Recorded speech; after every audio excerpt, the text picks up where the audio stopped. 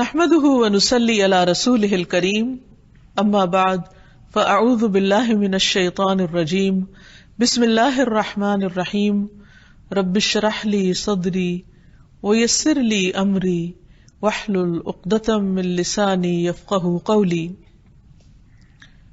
ناظرین، پروگرام اللہ کے خوبصورت نام کے ساتھ آپ کی خدمت میں حاضر ہیں۔ آج ہم انشاءاللہ اللہ سبحانہ و تعالیٰ کے نام الآخر پہ بات کریں گے۔ اس سے پہلے ہم نے اللہ سبحانہ وتعالیٰ کے نام الاول پر بات کی، اس کے بالکل برعکس اب الآخر پہ بات ہوگی۔ اللہ سبحانہ وتعالیٰ الاول بھی ہے اور الآخر بھی۔ الآخر کا معنی ہے باقی رہنے والا، یعنی جب ساری مخلوق فنا ہو جائے گی تو وہ باقی رہے گا، اس کے بعد کوئی چیز نہیں۔ مخلوقات کے فنا ہونے کے بعد باقی رہنے والا صرف وہی ہے، بقا صرف اس کی ذات کو ہے، اور ہر چیز کی انتہا اسی کی طرف ہے۔ عربی زبان میں آخر کا لفظ کئی معنوں میں استعمال ہوتا ہے۔ نمبر 1، اول کے مقابل۔ نمبر 2، لمبی زمانی مدت تک باقی رہنا۔ نمبر 3، گنتی کے اعتبار سے پہلے کے بعد آنے والا، یعنی آخر میں آنے والا۔ نمبر 4، مقامات میں ایک مدت تک باقی رہنے کے معنوں میں، یعنی ابن عباس کی جیسے ایک حدیث میں آتا ہے کہ نبی صلی اللہ علیہ وسلم ممبر پر چڑھے، وَكَانَ آخِرَ مَجْلِسٍ جَلَسَهُ، کہ یہ آپ کی آخری مجلس تھی، یعنی ٹائم کے اعتبار سے سب سے آخری۔ پھر اسی طرح آخری کلام کے لیے بھی یہ لفظ استعمال ہوتا ہے، جیسے اللہ سبحانہ تعالیٰ کا یہ قول ہے وَآخِرُ دَعْوَاهُمْ عَنِ الْحَمْدُ لِلَّهِ رَبِّ الْعَالَمِينَ، وَآخِرُ دَعْوَاهُمْ، اور ان کی دعا کا خاتمہ یہ ہوگا، آخری بات یہ ہوگی عَنِ الْحَمْدُ لِلَّهِ رَبِّ الْعَالَمِينَ، کہ سب تعریف اللہ کے لیے ہے جو تمام جہانوں کا رب ہے۔ قرآن مجید میں اللہ سبحانہ تعالیٰ کی یہ صفت یوں بیان ہوئی ہے هُوَ الْأَوَّلُ وَالْآخِرُ وَالظَّاهِرُ وَالْبَاطِنُ وَهُوَ بِكُلِّ شَيْءٍ عَلِيمٌ، وہی سب سے پہلے ہے اور وہی سب سے آخر میں، اور وہی ظاہر ہے اور وہ چھپا ہوا ہے، اور وہ ہر چیز کو خوب جاننے والا ہے۔ حقیقت یہ ہے کہ اللہ سبحانہ تعالیٰ کی ذات اور اس کی صفات ہمیشہ کے لیے باقی رہنے والی، اس میں کسی قسم کی کوئی کمی ہونے والی نہیں ہے۔ قرآن مجید میں آتا ہے کل من علیہا فان ویبقى وجہ ربک ذو الجلال والاکرام۔ سورۃ الرحمن کی اس آیت کا مطلب ہے کہ ہر ایک جو اس زمین پر ہے فنا ہونے والا ہے، یعنی جو بھی پیدا ہوا ہے اسے ایک دن ختم ہو جانا ہے، اور تیرے رب کا چہرہ باقی رہے گا جو بڑی شان اور عزت والا ہے۔ جتنے بھی مخلوقات ہیں جو بھی پیدا ہوئی ہیں، ان سب کی فطرت کے اندر زوال ہے، فنا ہے، بقا نہیں۔ بقا صرف اللہ کی ذات کو ہے، اور یہی معنی الآخر کے ہیں جو اللہ سبحانہ تعالیٰ کا نام ہے۔ برا کہتے ہیں کہ نبی صلی اللہ علیہ وسلم نے فرمایا اللہم اسلمت وجہی الیک وفوضت امری الیک وَأَلْجَأْتُ ظَهْرِي إِلَيْكَ رَغْبَةً وَرَهْبَةً إِلَيْكَ لَا مَلْجَأَ وَلَا مَنْجَا مِنْكَ إِلَّا إِلَيْكَ۔ سمانا کیا ہے کہ ہر چیز کی انتہا اللہ کی ذات پر ہے، ہر چیز اللہ سبحانہ تعالیٰ کی طرف لوٹتی ہے، ہر چیز اسی کے سپرد کی جانی چاہیے۔ ترجمہ اس دعا کا ہے اے اللہ میں نے اپنا چہرہ تیری طرف جھکا لیا، اے اللہ میں نے اپنا معاملہ تیرے سپرد کر دیا، اے اللہ میں ثواب کی توقع تجھ سے ہی رکھتا ہوں، اے اللہ میں تیرے ہی عذاب سے ڈرتا ہوں، اے اللہ تجھے ہی میں نے اپنا پشت پناہ بنا لیا، اور تیرے سوا کہیں اور پناہ اور نجات کی جگہ نہیں ہے۔ یعنی ایک بندہ مومن کے دل میں اللہ سبحانہ تعالیٰ کے لیے جو مقام ہے، جو مرتبہ ہے، اس کا یہ تقاضا ہے کہ انسان اپنی ہر چیز، اپنی ہر کوشش کے بعد انجام کو، آخر کو اللہ سبحانہ تعالیٰ کے سپرد کر دے، اس کے حوالے کر دے۔ یہاں ایک سوال یہ پیدا ہوتا ہے کہ اگر اللہ سبحانہ و تعالی ہمیشہ کے لیے ہے اور اس کے بعد کوئی چیز باقی نہیں رہے گی، نہ باقی رہنے والی ہے، ہر چیز کو زوال اور فنا ہے، تو پھر یہ جو قرآن مجید میں آتا ہے جنت اور جہنم کے بارے میں کہ وہ ہمیشہ رہیں گے، یعنی جو لوگ جنت میں جائیں گے وہ بھی ہمیشہ رہیں گے اور جو جہنم میں جائیں گے وہ بھی ہمیشہ رہیں گے، جیسے قرآن مجید میں آتا ہے قال اللہ ھذا یوم ینفع الصادقین صدقہم لہم جنات تجری من تحتها الانہار خالدین فیہا ابدا رضی اللہ عنہم ورضوا عنہ ذالک الفوز العظیم۔ اللہ فرمائے گا یہ وہ دن ہے کہ سچوں کو ان کا سچ فائدہ دے گا، ان کے لیے باغات ہیں جن کے نیچے نہریں بہتی ہیں، وہ ان میں ہمیشہ رہنے والے ہیں، اللہ ان سے راضی ہو گیا اور وہ اللہ سے راضی ہو گئے، یہی بہت بڑی کامیابی ہے۔ اور جہنمیوں کے بارے میں اللہ تعالیٰ نے فرمایا وَمَن يَعْصِ اللَّهَ وَرَسُولَهُ فَإِنَّ لَهُ نَارَ جَهَنَّمَ خَالِدِينَ فِيهَا أَبَدًا، اور جو اللہ اور اس کے رسول کی نافرمانی کرے گا تو اس کے لیے جہنم ہے جس میں وہ ہمیشہ ہمیشہ رہیں گے۔ تو پھر ان دو چیزوں میں تطبیق کیسے ہوگی؟ اگر اللہ سبحانہ تعالیٰ ہمیشہ کے لیے اور ادھر سے کہا جا رہا ہے کہ جنت اور جہنم ہمیشہ کے لیے ہے، تو کیا یہ دو چیزیں آپس میں کنٹرڈکٹ نہیں کر رہی؟ نہیں، اس لیے کہ اللہ سبحانہ تعالیٰ اپنی ذات صفات کے ساتھ ہمیشہ کے لیے باقی ہے، اور جنت جہنم یہ کوئی بھی چیز جو باقی رہنے والی ہے اس کو اللہ سبحانہ تعالیٰ باقی رکھے گا، یعنی خود اس کی اپنی ذات کے اندر بقا نہیں ہے، وہ اپنی بقا کے لیے یا اپنے خلود کے لیے اللہ سبحانہ تعالیٰ کی محتاج ہے۔ تو جنت کب تک باقی رہے گی؟ جب تک اللہ باقی رکھنا چاہے، لیکن اللہ سبحانہ تعالیٰ اپنی ذات میں خود باقی ہے، تو یہ ایک بہت بڑا فرق ہے۔ اسی طرح جنت کے رہنے والے بھی، کیونکہ جب سب لوگوں کا فیصلہ ہو جائے گا، جنت والے جنت میں چلے جائیں گے، جہنم والے جہنم میں چلے جائیں گے، تو موت کو ایک مینڈے کی شکل میں لا کر ذبح کر دیا جائے گا، اور اس کے بعد موت نہیں آئے گی کسی چیز پر، جو باقی ہیں وہ ہمیشہ کے لیے باقی رہیں گے۔ تو اس کا مطلب کیا ہے کہ جب تک اللہ ان کو باقی رکھنا چاہے گا وہ باقی رہیں گے، وہ خود سے اپنی ذات کے اندر ان کی ایسی کوئی طاقت یا قوت نہیں کہ وہ باقی رہ سکیں۔ تو جنت والے جنت میں ہمیشہ رہیں گے کیونکہ اللہ ان کو ہمیشہ رکھے گا اور ان کو نئی نئی نعمتیں عطا ہوتی رہیں گی، اور اسی طرح جہنم والے جہنم میں ہمیشہ رہیں گے جب اللہ سبحانہ تعالی جب تک ان کو رکھے گا، اور جو بھی نئی نئی سزائیں ان کے لیے تجویز ہوں گی یا ان کو دی جائیں گی۔ پھر یہ ہے کہ جتنی بھی مخلوق ہے، یعنی جنت جہنم کے علاوہ جتنی بھی مخلوق ہے، مثلا جنت والے اور جنت والوں کی جو نعمتیں وہ بھی باقی ہوں گی، جیسے اللہ تعالیٰ فرماتے ہیں وَالْآخِرَةُ خَيْرٌ وَأَبْقَىٰ، اور آخرت کہیں بہتر اور زیادہ باقی رہنے والی ہے۔ تو وہ بھی کیسے باقی رہنے والی ہے؟ یعنی اللہ تعالیٰ اس کو باقی رکھنے والا ہے، کیونکہ اس نے اپنے بندوں کے لیے ایسی نعمتیں پیدا کی ہیں کہ جن کا کچھ شمار نہیں اور جن کی کوئی مثال نہیں اس دنیا میں۔ تو اس لیے حقیقت یہ ہے کہ اللہ ہی اول اور آخر ہے، اور باقی تمام چیزیں اپنی بقا کے لیے اللہ سبحانہ تعالیٰ کی محتاج ہیں۔ جب ایک انسان اس صفت پر ایمان لے آتا ہے، اللہ تعالیٰ کے اس نام کو پہچان لیتا ہے، تو پھر وہ بے اختیار اللہ تعالیٰ کے اس نام کے ساتھ دعائیں بھی کرتا ہے، اور دعا انسان کی بندگی کا اظہار ہے، دعا ایک عبادت ہے۔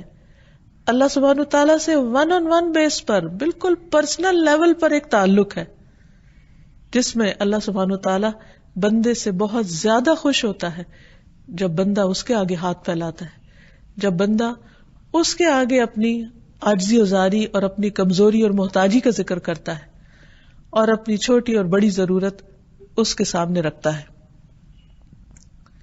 تو اس نام کے ساتھ بھی دعا کرنی چاہیے، کیونکہ سارے معاملات اسی کی طرف جا کر ٹھہر جاتے ہیں، اسی کی طرف جا کر ان کا اختتام ہوتا ہے، ہر چیز اسی کے سپرد ہوتی ہے، ہر چیز اسی کے حوالے ہوتی ہے، ہماری تقدیر بھی اسی کے ہاتھ میں ہے، اس لیے ہمیں اس کو پکارتے رہنا چاہیے۔ نبی صلی اللہ علیہ وسلم صبح و شام کی دعاؤں میں خاص طور پر یہ فرمایا کرتے تھے اللہم بک اصبحنا وبک امسینا وبک نحیا وبک نموت والیک المصیر. اے اللہ، ہم نے آپ کے نام کے ساتھ صبح کی اور آپ کے نام سے شام کی اور آپ کے نام سے ہم زندہ ہیں اور آپ کے نام پر ہم مرتے ہیں اور آپ ہی کی طرف لوٹنا ہے، آپ ہی کی طرف پلٹنا ہے. یعنی ہمارا انجام، ہمارا اختتام آپ ہی کی طرف ہے. اس طرح شام ہوتی تو آپ فرماتے اللہم بک امسینا وبک نحیا وبک نموت والیک النشور. اے اللہ، ہم آپ کے نام سے شام کرتے ہیں، یعنی جس طرح ہر زندگی کا اختتام ہے اسی طرح ہر صبح کا ایک انجام ہے، ایک شام ہے. تو اس وقت بھی ہماری شام تیرے نام پر ہے اور اسی طرح تیرے نام پر ہی ہم زندہ ہیں اور تیرے نام پر ہی مریں گے. یعنی ہماری زندگی اور موت کا مالک تو ہے اور آپ ہی کی طرف ہمیں اٹھنا ہے. پھر اسی طرح یہ ہے کہ جب ہم اللہ سبحانہ و تعالیٰ کو اس نام سے جان لیتے ہیں تو پھر اسی کو اپنی غایت قرار دینا چاہیے کہ ہماری ساری امیدیں، ہماری ساری توقعات اسی کے ساتھ وابستہ ہو جانی چاہیے اور اس بات کا پورا یقین ہونا چاہیے کہ وہ ہے جو سب کچھ کرنے والا ہے. عام طور پر ہم انسانوں کی کمزوری یہ ہوتی ہے کہ جب ہم پریشان ہوتے ہیں تو انسانوں کے سہارے ڈھونڈتے ہیں، مادی سہارے ڈھونڈتے ہیں، وقتی سہارے ڈھونڈتے ہیں، کبھی ایک طرف جاتے ہیں کبھی دوسری طرف جاتے ہیں. لیکن ہم سب جانتے ہیں کہ اس کا نتیجہ کیا ہوتا ہے. ایسے میں انسان کو کبھی بھی مایوس نہیں ہونا چاہیے اور اس کو اللہ سبحانہ تعالیٰ ہی کی طرف رجوع کرنا چاہیے اور اس کے بعد کسی اور کی طرف نہیں، کیونکہ وہ الآخر ہے. ہماری آخری منزل وہی ہے، اس کے بعد کوئی اور نہیں. کہ اگر وہ ناراض ہو جائے تو کوئی اور ہم سے راضی ہو جائے یا وہ اس کو ہم سے راضی کر دے. اگر وہ نہ دے تو کوئی اور دے نہیں سکتا. پوری دنیا کے لوگ مل کر بھی اگر ہمیں کوئی فائدہ پہنچانا چاہیں تو نہیں پہنچا سکتے، اور سب مل کر اگر کوئی نقصان دینا چاہے تو بھی نہیں دے سکتے، کیونکہ آخری فیصلہ اس کا ہے. ہر چیز اسی کی طرف پلٹتی، اس کے فیصلے کو کوئی چیلنج نہیں کر سکتا، اس کے دیے ہوئے کو کوئی روک نہیں سکتا، کیونکہ اصل اتھارٹی اسی کے پاس ہے. تو اس لیے ہمیں اللہ تعالی اکیلے ہی کو اپنی غایت قرار دینا چاہیے. ابن القیم کہتے ہیں کہ اللہ کے نام الآخر کے ساتھ اللہ کی عبادت کرنا یہ ہے کہ آپ اکیلے اللہ کو اپنی غایت قرار دیں، یعنی اپنا مطلوب، اپنا مقصود، اپنا محبوب، کیونکہ ہر چیز آخر میں وہیں جا کر ختم ہوتی ہے اور وہ ہر آخر کے بعد ہے. اسی طرح ہماری تمنا اور مراد اور امید وہی ہونی چاہیے، کیونکہ اس کے بعد کوئی اور ایسی جگہ نہیں، کوئی راستہ نہیں، کوئی ایگزٹ نہیں، کہیں بھی اور ہم نہیں جا سکتے. اور ہمیں اپنی ضرورت اور مجبوری کو اپنے رب کی طرف لوٹانا چاہیے، کیونکہ اگر ہم اپنی ضروریات اور حاجات میں اللہ سبحانہ تعالیٰ کو چھوڑ کر کسی اور کی طرف جائیں گے تو خود ختم ہونے والے ہیں. خود ان کو بقا نہیں، وہ تو خود اپنے آپ کو بھی سہارا نہیں دے سکتے، وہ تو اپنی ضروریات بھی پوری نہیں کر سکتے، وہ تو اپنی مدد کے لیے بھی اللہ کے محتاج ہیں. تو پھر ان کا سہارا لینے کی بجائے کیوں نہ ہم اللہ سبحانہ تعالیٰ ہی کی طرف جائیں اور کسی بھی تکلیف میں، تنگی میں، حاجت میں، ضرورت میں اللہ ہی کو اپنا ملجا و ماوا سمجھے، اسی کو اپنا مرجع سمجھے اور اسی کی طرف پلٹیں، کیونکہ وہ ہر چیز کا مالک ہے، ہر ایک کا رب ہے، جس کو چاہے عطا کرے اور جس کو چاہے روک دے. انسانوں کے دل بھی اسی کے ہاتھ میں ہے، ہماری نیتوں کا مالک بھی وہی ہے، ارادوں کا مالک بھی وہی ہے. اسی لیے ہمیں یہ دعا مانگنے کو کہا گیا، ربنا لا تزغ قلوبنا بعد اذ ہدیتنا وہب لنا من لدنک رحمہ انک انت الوہاب. اے ہمارے رب، ہمارے دل ٹیڑھے نہ کر اس کے بعد کہ تو نے ہمیں ہدایت عطا کر دی، اور ہمیں اپنے پاس سے رحمت عطا فرما، بے شک تو ہی بے حد عطا کرنے والا ہے.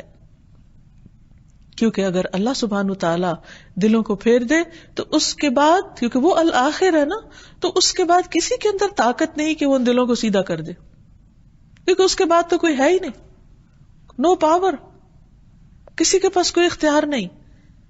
تو اس لیے جہاں کہیں انسان کو اپنی زندگی میں کوئی خدشہ، کوئی کمی، کوئی پریشانی ہونے لگے تو اس الآخر ہی کی طرف رجوع کرے. جیسے ہم دیکھتے ہیں کہ انبیاء علیہ السلام نے اپنی ضروریات میں اسی کو پکارا. زکریا علیہ السلام اپنے رب کی طرف لوٹتے ہیں، ساری زندگی اس سے مایوس نہیں ہوتے.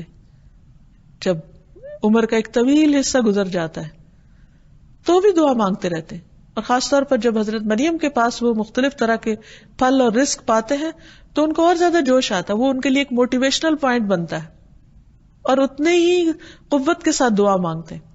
عام طور پر جب ہم دعا مانگتے ہیں تو ہمارے اندر یقین کم ہوتا ہے، ہم سوچتے پتہ نہیں اللہ تعالیٰ قبول کرے گا یا نہیں. ہم اللہ کی قدرت کو نہیں دیکھتے، اس کی عظمت کو نہیں محسوس کرتے، ہم یہ دیکھتے ہیں کہ اسباب کتنے ہیں. اللہ سبحانہ وتعالیٰ کو تو اسباب کی ضرورت نہیں.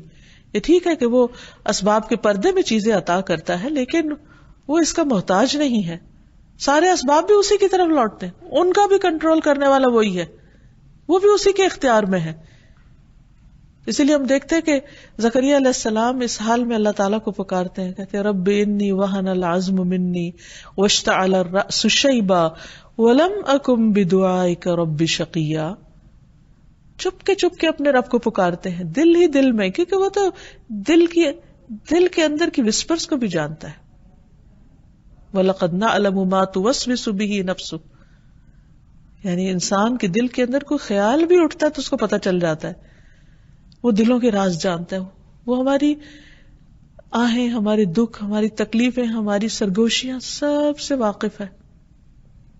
تو اس نے زکریا علیہ السلام کی سرگوشی بھی سنی، کہا اے میرے رب میری ہڈیاں بوسیدہ ہو چکی ہیں، تو میری تو ہڈیاں بھی کمزور ہو گئی، بڑھاپے کی وجہ سے سر سفیدی سے بڑا کٹھا ہے، اتنا بوڑھا ہو گیا ہوں، لیکن پھر بھی میں مایوس نہیں ہوں کیونکہ تو ہے اور ہر چیز تیری ہی طرف لوٹتی. تو الآخر ہے، جب کچھ نہیں رہے گا تو تو رہ جائے گا، تو ہی باقی رہے گا، اور جس کو تو دینا چاہے اسے کوئی روک نہیں سکتا. تو کہتے ہیں کہ تجھے پکار کر کبھی میں محروم ہوا ہی نہیں. نبی صلی اللہ علیہ وسلم بھی اسی طرح گڑ گڑا کر اللہ سبحانہ تعالیٰ سے دعائیں کرتے ہیں.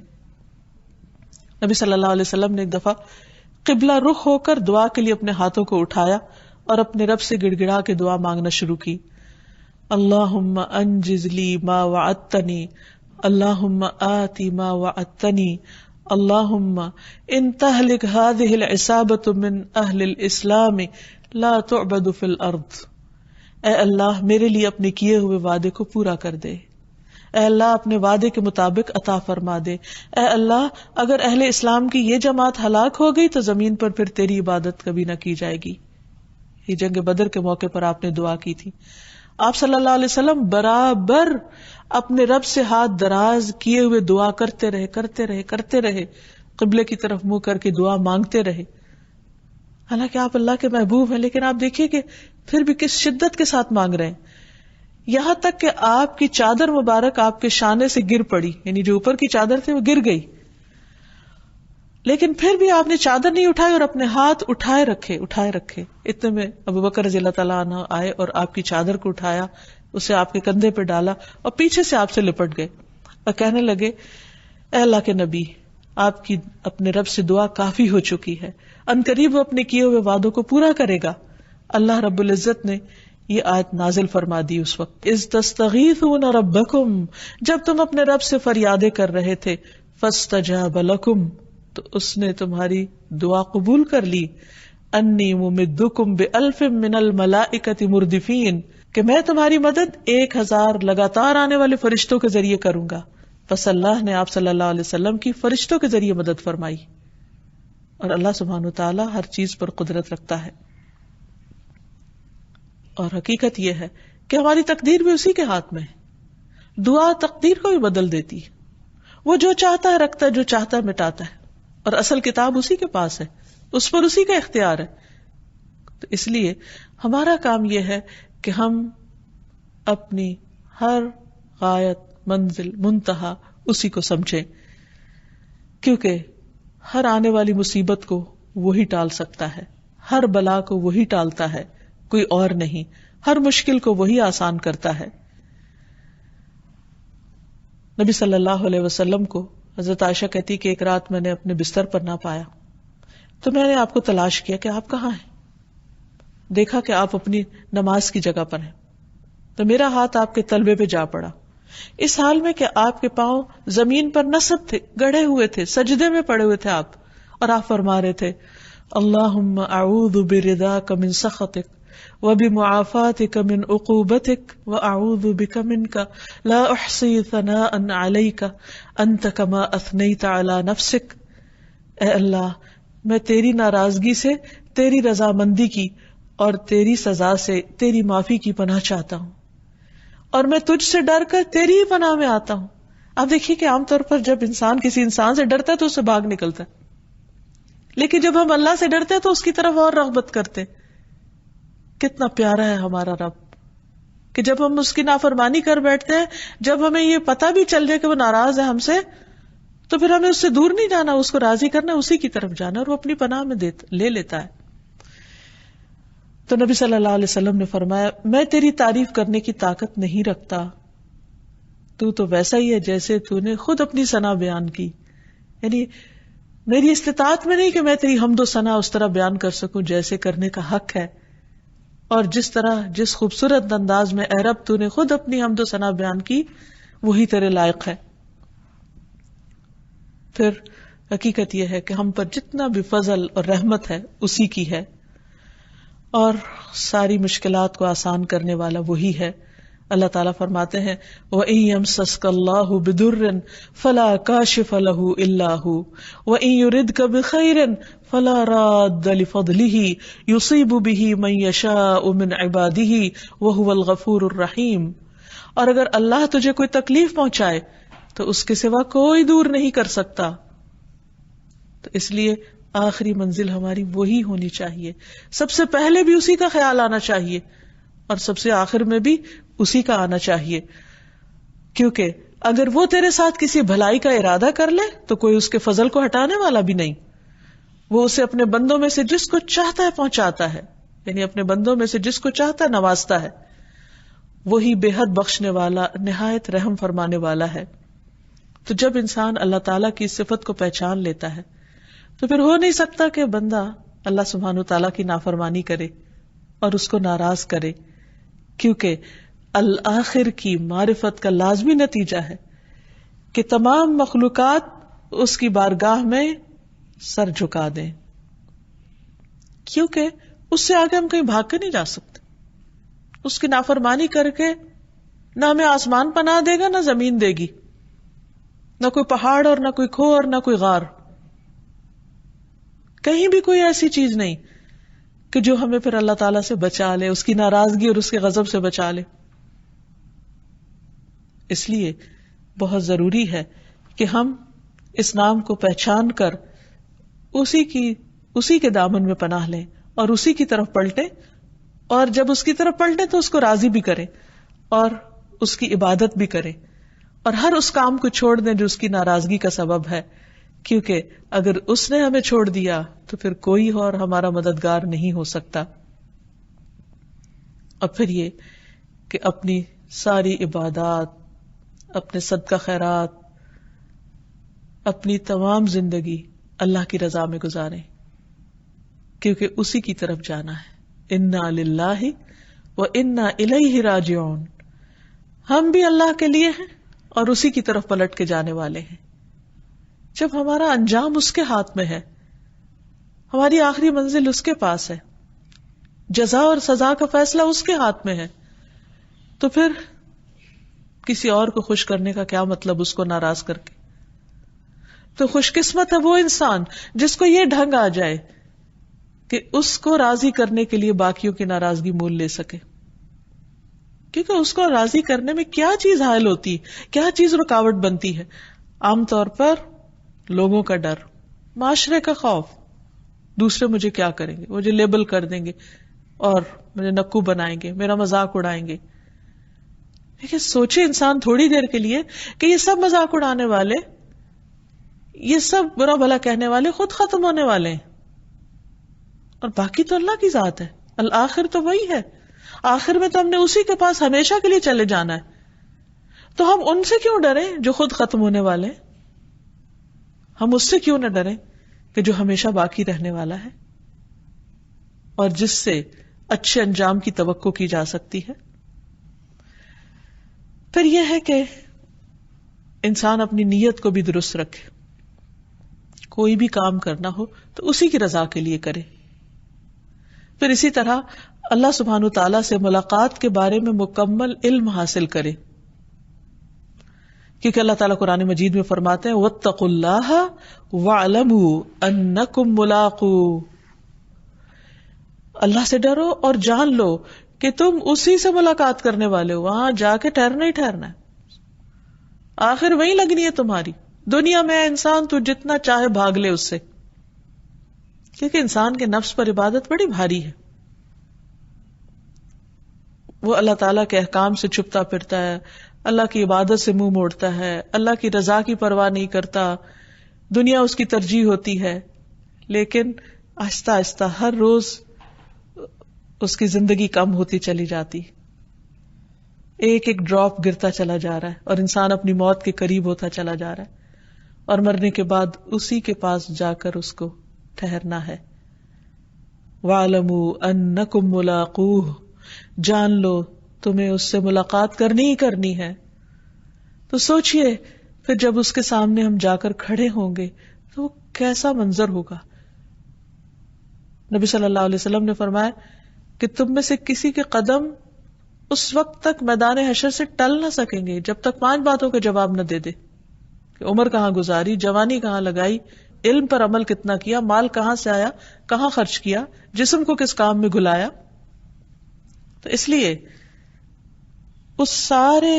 اس دن کے جو اللہ کی ملاقات کا دن ہے اس کی ساری تفصیلات اور جزیات ہمیں معلوم ہونی چاہیے کہ ہماری اس جرنی کا میپ کیا ہے، کہاں کہاں سے گزرنا ہے، حشر کیسے ہوگا، دوبارہ کیسے اٹھیں گے، اعمال نامے کیسے تقسیم ہوں گے، اعمال نامے تولے کیسے جائیں گے، حوض کوثر کہاں ہوگا، پل صراط کہاں ہوگا، وہ کیسا ہوگا، اس سے پار ہونے کے بعد کیا پیش آئے گا، جنت میں داخلہ کیسے ہوگا، اللہ سبحانہ تعالیٰ سے جنت میں کیسے ملاقات ہوگی، وہ کون سے کام کرنے چاہیے کہ ہم اس کے دیدار کے قابل ہو سکیں، کیونکہ اس سے بڑی لذت اور اس سے بڑی نعمت کوئی نہیں.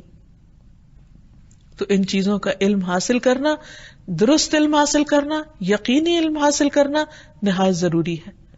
اور پھر یہ کہ صرف علم حاصل نہ کر لے بلکہ انسان اپنی زندگی اس کے مطابق گزارے اور اس کے لیے کوشش کرتا رہے، کیونکہ اللہ سبحانہ وتعالیٰ فرماتے ہیں وَمَنْ أَرَادَ الْآخِرَةَ وَسَعَى لَهَا سَعْيَهَا فَأُولَئِكَ كَانَ سَعْيُهُمْ مَشْكُورًا، کہ جو آخرت کا ارادہ کر لے کہ میں نے وہاں کامیاب ہو کے ٹھہرنا، جو اس بات کو اپنی منزل بنا لے اور اس کے لیے اتنی کوشش کرے جتنی کرنی چاہیے، جتنا حق ہے کرنے کا. یہ نہیں کہ کہے تمنا رکھے، امید اور آرزو کرے کہ میں آخرت میں کامیاب ہو جاؤں، لیکن اس کے بعد عمل کچھ بھی ایسا نہ کرے جو کامیابی کی طرف لے جانے والا ہو، تو یہ بات درست نہیں ہوگی. اللہ تعالیٰ فرماتے جو ارادہ کرے اور اس کے بعد کوشش میں بھی لگ جائے جیسی کوشش ہونی چاہیے، تو ایسے لوگوں کی کوشش قابل قدر ٹھہرے گی، ان کی کوشش قبول کر لی جائے گی، ان کو اس کوشش کا بدلہ دیا جائے گا. سورۃ النجم میں اللہ تعالیٰ فرماتے ہیں وَأَن لَّيْسَ لِلْإِنسَانِ إِلَّا مَا سَعَىٰ، اور نہیں ہے انسان کے لیے مگر وہی جس کی وہ کوشش کرے. انسان کو وہ ملے گا جس کے لیے وہ بھاگ دوڑ کرتا ہے. وَأَنَّ سَعْيَهُ سَوْفَ يُرَىٰ، اور یقیناً اس کی کوششیں دیکھی جائیں گی، یعنی قیامت کے دن اس کا نامہ اعمال سامنے لا کر دیکھا پرکھا جائے گا. اللہ سبحانہ تعالیٰ صرف فرشتوں کا لکھا ہوا ہی نہیں، براہ راست خود بھی علم رکھتے ہیں. انسان کے ہاتھ پاؤں بھی بولیں گے اور انسان کے سینے کے اندر جو نیتیں اور ارادے وہ بھی سامنے لا کے رکھے جائیں گے. وَحُصِّلَ مَا فِي الصُّدُورِ، پھر ان سب کوششوں کو وہاں جب لا کے رکھا جائے گا تو پھر نتیجہ کیا ہوگا؟ فرمایا ثُمَّ يُجْزَاهُ الْجَزَاءَ الْأَوْفَى، پھر اسے اس کا بدلہ دیا جائے گا، پورا پورا بدلہ. وَأَنَّ إِلَىٰ رَبِّكَ الْمُنْتَهَىٰ، اور یہ کہ بے شک تیرے رب ہی کی طرف آخر کار پہنچنا ہے، انتہا تو وہی ہے، جانا تو وہی ہے. اس لیے اس کی تیاری کرنا ضروری ہے. اور یہ بھی یاد رکھے کہ موت سے پہلے اللہ سبحانہ تعالیٰ سے ملاقات ممکن نہیں، نبی صلی اللہ علیہ وسلم نے فرمایا تم اپنے رب عز و جل کو نہیں دیکھ سکتے یہاں تک کہ تم وفات پا جاؤ. تو اس لیے ہمیں اپنی موت کو سامنے رکھ کر جینا ہے اور اس سبق کو یاد رکھنا ہے کہ ہم ہر روز اس کی طرف بڑھ رہے ہیں. اللہ سبحانہ وتعالیٰ فرماتے ہیں یا ایھا الانسان انک کادح الی ربک کدحا فملاقیہ فاما من اوتی کتابہ بیمینہ فسوف یحاسب حسابا یسیرا وینقلب الی اہلہ مسرورا واما من اوتی کتابہ وراء ظہرہ فسوف يدعو ثبورا ويصلى سعيرا انه كان في اهله مسرورا. اے انسان بے شک تو مشقت کرتے اے انسان بے شک تو مشقت کرتے کرتے اپنے رب کی طرف جانے والا ہے. یعنی اس دنیا میں انسان روز تھکتا ہے، بھاگ دوڑ کرتا ہے، لیکن یہ بھول جاتا ہے کہ ایک دن جو ختم ہوا وہ رب کے طرف جانے کا راستہ اور قریب ہوا، وہ موت کے قریب ہوا، وہ اپنی قبر کے قریب ہوا، وہ حشر کے قریب ہوا، وہ اپنے آخری انجام کے قریب ہوا. اے انسان تو مشقت کرتے کرتے اپنے رب کی طرف جانے والا ہے، سخت مشقت، پھر اس سے ملنے والا ہے، ملاقات ہوگی. ایک حدیث میں آتا ہے کہ انسان اس حال میں اپنے رب سے ملے گا کہ اس کے دائیں ہاتھ میں اس کے اچھے عمل، بائیں ہاتھ میں اس کے برے عمل، سامنے جہنم دہک رہی ہوگی. نبی صلی اللہ علیہ وسلم فرمایا اگر حال یہ ہے تو اس آگ سے بچنے کی فکر کرو، خواہ کھجور کا آدھا ٹکڑا ہی کیوں نہ دو، اتنا بھی صدقہ کر سکو تو کر ڈالو، شاید یہی صدقہ وہاں کام آ جائے اور اسی سے نجات ہو جائے، کیونکہ وہاں حساب ہوگا. تو فرمایا لیکن وہ شخص جسے اس کا نامہ اعمال اس کے دائیں ہاتھ میں دیا گیا سو ان قریب اس سے حساب لیا جائے گا، آسان حساب، یعنی اس کو اللہ تعالیٰ اس کے اعمال کو دیکھ کر صرف نظر فرمائیں گے اور وہ اپنے گھر والوں کی طرف خوش خوش واپس آئے گا. حساب کے بعد جیسے کوئی ایگزام دے کر آتا ہے، کوئی انٹرویو دے کر آتا ہے، وائوا دے کر آتا ہے، تو پھر اپنے گھر والوں کو آ کر ساری رودات بتاتا ہے. لیکن وہ شخص جسے اس کا نامہ اعمال اس کی پیٹھ پیچھے دیا گیا تو ان قریب وہ بڑی ہلاکت کو پکارے گا، موت کو پکارے گا. لیکن موت کہاں، وہ بھڑکتی ہوئی آگ میں جا داخل ہوگا. بلا شبہ وہ اپنے گھر والوں میں بڑا خوش تھا، یعنی اپنی دنیا میں بہت مگن تھا، اور اس نے اپنے اس آخری دن کو، آخری وقت کو اور اللہ سبحانہ وتعالیٰ سے اس آخری ملاقات کو یاد نہیں رکھا. اس کی پرائرٹی دنیا تھی، اس کی ترجیحات دنیا تھی. تو مومن ہمیشہ اللہ سے ملاقات کا نہ صرف یہ کہ انتظار کرتا ہے، اس کا یقین رکھتا ہے، اس کا شوق بھی رکھتا ہے. رسول اللہ صلی اللہ علیہ وسلم نے فرمایا جو اللہ سے ملاقات کرنے کو پسند کرتا ہے اللہ بھی اس سے ملاقات کرنے کو پسند کرتا ہے، اور جو اللہ سے ملاقات کرنے کو ناپسند کرتا ہے اللہ بھی اس سے ملاقات کرنے کو پسند نہیں کرتا. پھر یہ کہ جو شخص اس نام کو سمجھتا ہے، جان لیتا ہے، اسے چاہیے کہ اللہ کی ناراضگی سے ڈرتے ہوئے دنیا میں زندگی بسر کرے. اللہ تعالیٰ فرماتے ہیں مجھے میری عزت کی قسم میں اپنے بندے پر نہ دو امن جمع کرتا ہوں نہ دو خوف. اگر میرا بندہ دنیا میں مجھ سے امن میں رہا تو اسے بندوں کے حشر والے دن خوف دلاؤں گا، اور جو مجھ سے دنیا میں ڈر گیا تو لوگوں کے جمع ہونے والے دن اسے امن عطا کروں گا. پھر یہ کہ انسان اپنی آخرت کی تیاری اس طرح رکھے کہ معلوم نہیں کس وقت کال آ جائے، کس وقت جانا پڑے.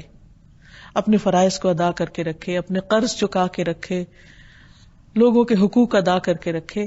یعنی جیسے کسی بھی سفر میں جانا ہوتا ہے تو انسان کانشیسلی اپنے وقت کا استعمال کرتا ہے کہ تھوڑی دیر رہ گئی ہے، اتنے دن رہ گئے ہیں، اتنے گھنٹے رہ گئے ہیں، اور اس کی مجھے پوری تیاری کر لینی چاہیے، کیونکہ سفر اگر لمبا ہے اور ضرورت کا سامان نہیں تو بہت مشکل پیش آئے گی.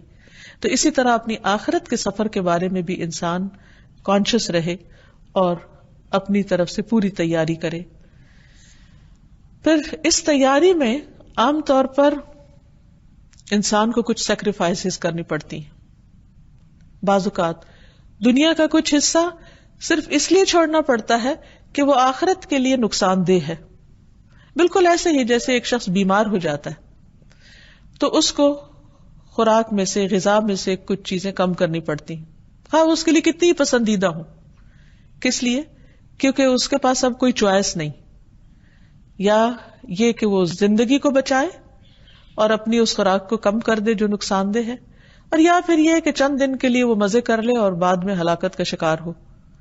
تو عقل مند وہی ہوگا کہ جو زندگی چاہے گا، جو بقا چاہے گا، اور اس کے لیے وہ اپنی کچھ پسندیدہ چیزوں کو چھوڑ بھی دے گا.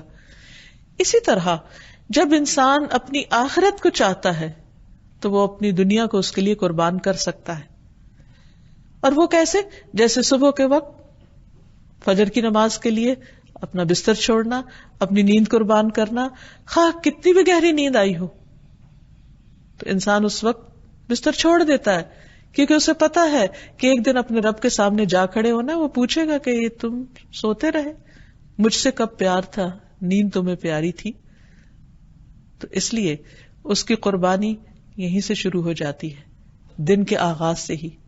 پھر اسی طرح کچھ اور کھانے پینے کی چیزیں اسے پسندیدہ ہو سکتی ہیں، لیکن اللہ سبحانہ وتعالیٰ کے ہاں وہ حرام ہو سکتی ہیں، ناپسندیدہ ہو سکتی ہیں. اسی طرح کچھ کام، کچھ پیشے، کچھ اور چیزیں جو اس کی ناراضگی کے ہیں. تو جو بندہ اللہ سبحانہ وتعالیٰ سے ملاقات چاہتا ہے تو وہ ان چیزوں کو چھوڑ دیتا ہے. اللہ کی ملاقات کے حوالے سے نبی صلی اللہ علیہ وسلم کی ایک دعا بھی ہے، اللہم من آمن بک وشہد انی رسولک فحبب الیہ لقاءک وسہل علیہ قضاءک واقلل لہ من الدنیا ومن لم یؤمن بک ویشہد انی رسولک فلا تحبب الیہ لقاءک ولا تسہل علیہ قضاءک وکثر لہ من الدنیا.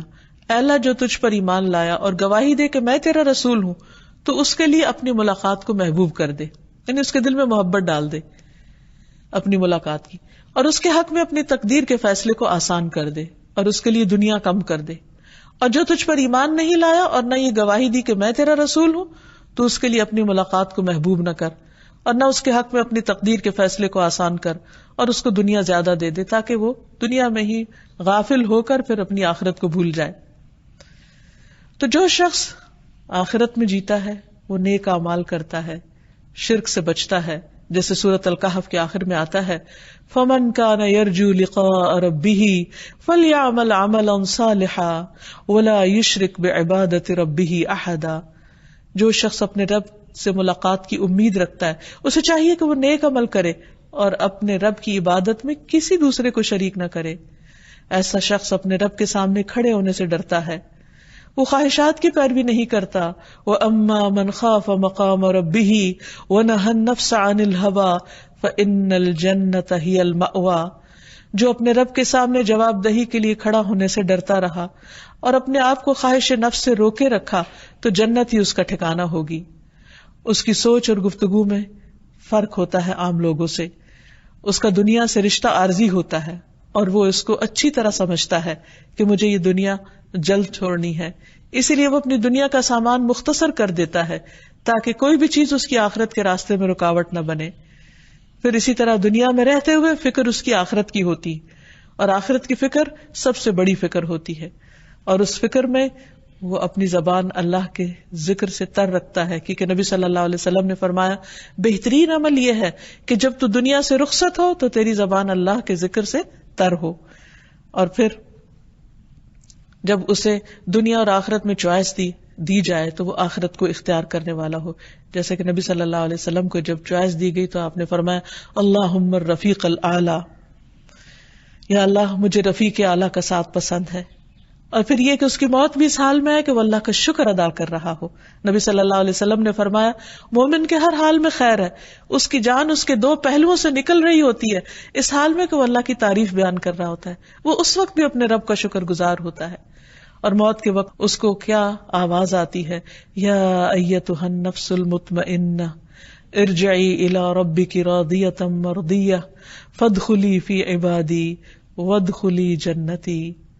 جو اپنے رب کی محبت میں جیتا ہے، رب اس کو یہ خوبصورت پیغام دیتے ہیں، اے مطمئن نفس اپنے پروردگار کی طرف لوٹ چل. تجھے اس سے ملاقات کا شوق تھا، اب واپسی کا وقت آ گیا، ملاقات کا وقت آ گیا، اس حال میں کہ تو اس سے راضی ہے اور وہ تجھ سے راضی ہے، بس میرے خاص بندوں میں داخل ہو جا، میری جنت میں داخل ہو جا.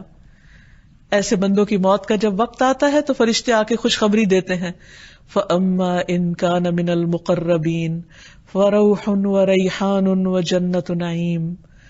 اگر وہ مقربین میں سے ہوتا ہے یعنی اللہ تعالیٰ بھی اس سے محبت کرتا ہے تو اس کے لیے راحت نعمتوں والے باغ ہوتے ہیں، اور جب اسے اس کی خوشخبری سنائی جاتی ہے تو وہ اللہ سے ملنے کی خواہش اس کے دل میں اور بڑھ جاتی ہے، تو اللہ تعالیٰ بھی اس کی ملاقات سے محبت کرتے ہیں۔ تو اللہ سبحانہ وتعالیٰ جو ہمیشہ باقی رہنے والے ہیں، ہمارے دل میں ہمیشہ باقی رہنے والی نعمتوں کی محبت ڈال دیں اور ہمیں اس کے لیے کچھ کرنے کی توفیق عطا فرمائیں۔ وآخر دعوانا ان الحمد للہ رب العالمین۔